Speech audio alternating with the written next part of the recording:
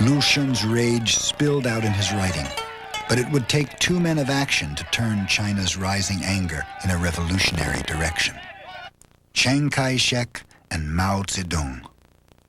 Their struggle for control over China would consume the country for the next 20 years. In 1924, Mao Zedong was just a young communist organizer trying to harness the rising anger of peasants in China's countryside.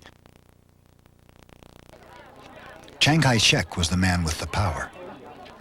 With financial backing from underworld groups and arms from the Soviet Union, he used whatever means he could to free China from the grip of the warlords. Chiang Kai-shek formed an uneasy alliance with the communists and led the military campaign against the warlords. Picking up thousands of recruits along the way, Chiang's forces defeated 34 warlord armies in their path as they pushed north from Canton to the Yangtze River Valley.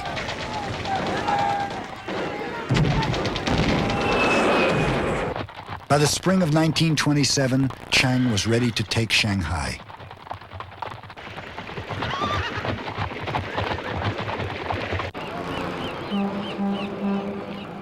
As Chiang neared the city, Shanghai communists led 600,000 workers in a general strike.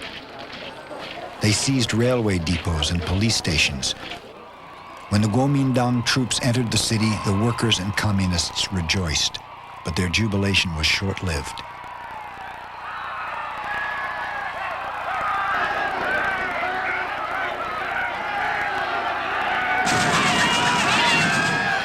On April 13th, Chiang's Kuomintang troops opened fire on demonstrators, killing nearly 100 workers and students.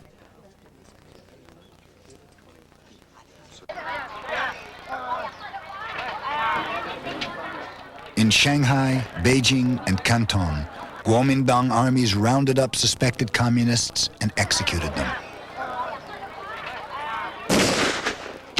Lu Xun watched as China continued to devour itself. In 1928, 1 year after the massacre, Lu Xun sought refuge in Shanghai because his writing had made him powerful enemies among the warlords and the Kuomintang. It was ironic that the only city that offered freedom for Chinese writers was the city most dominated by foreign powers.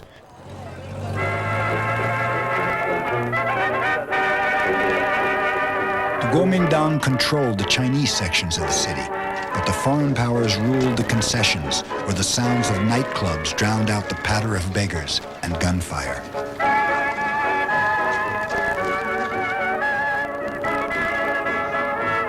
In Shanghai, everyone danced to a very international beat.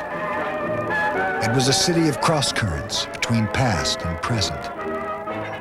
Foreigners and Chinese, capitalism and communism.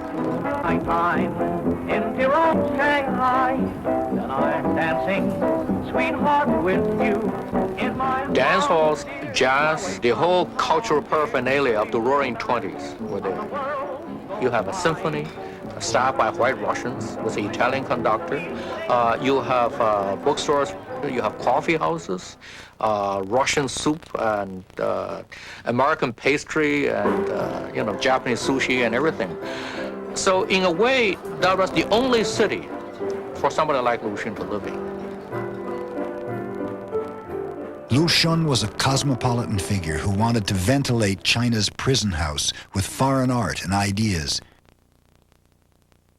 He lived in the Japanese concession, and many friends were Japanese. He debated with Western intellectuals like George Bernard Shaw. In Shanghai, Lu Xun wanted to use international ideas to strengthen Chinese nationalism. Sometimes he was a bit too extreme in his criticism of Chinese traditions, and he accepted Western progress wholesale. But he was fervent about the independence and liberation of the Chinese people, to which he had devoted his entire life. In China, yes, there was imperialism. Yes, there was a colonial presence. But China was not colonized. So that Lu Xun really did not have a sense of being a member of a colonized nation. There was enough pride in him, or in a possibility of a Chinese solution.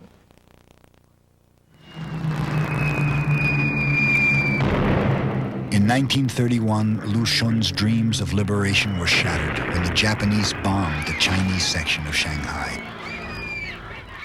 It was a punishment for anti-Japanese protests.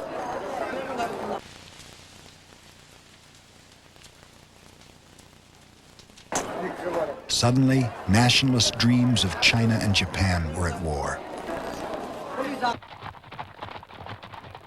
Japan thought it needed what had made the Western powers strong, an empire. Dependent on resources and trade from China, Japan moved to annex the Chinese territory of Manchuria.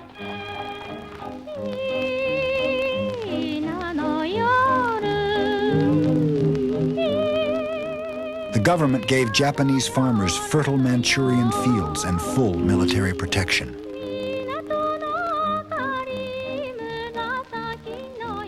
But the annexation of Manchuria did not solve Japan's problems. It deepened them. The exploitation of Chinese workers inflamed anti-Japanese feeling. The government and the big Zaibatsu companies poured money into Manchuria but got very little out. When conditions did not improve in Japan, many people blamed the greed of wealthy business leaders. Poor young military officers, many of whom came from the countryside, began to talk about radical solutions to Japan's problems. For inspiration, they turned to the words of Kita-iki. The people are their main force, and the emperor their commander. Remove the barriers which have separated the people from the emperor. Kita-iki was a weird Japanese original. He was a populist, he was a socialist, he was also a fascist, he was an emperor worshiper, he was an anti-capitalist, but he was also anti-communist. And he thought that the hope for Japan lay in some kind of mysterious Japanese nationalization, the product of young people who were loyal to the emperor and who were against all these politicians who picked this idea up.